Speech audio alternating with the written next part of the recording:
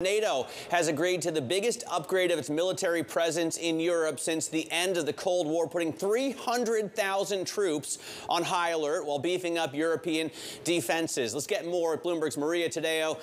Maria, NATO singling out Russia and China as well. How is the alliance shifting from defense to offense?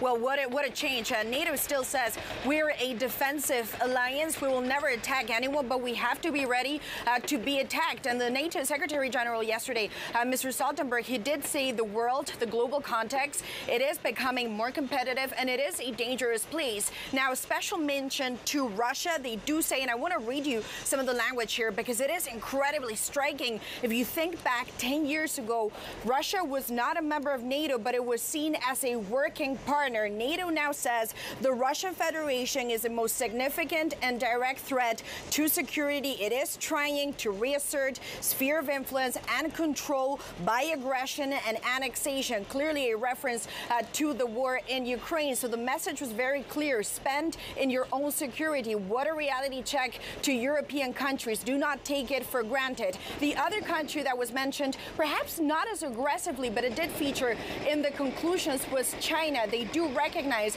that the Chinese are spending so much on military infrastructure. That could be a problem for neighbors who may feel intimidated. And the real question, Matt, behind the scenes from officials is that concern that Russia could turn to China for financial and military help in the war in Ukraine, and the Chinese could agree to it. That is the biggest question mark, but it's also the biggest concern when it comes to the Chinese now.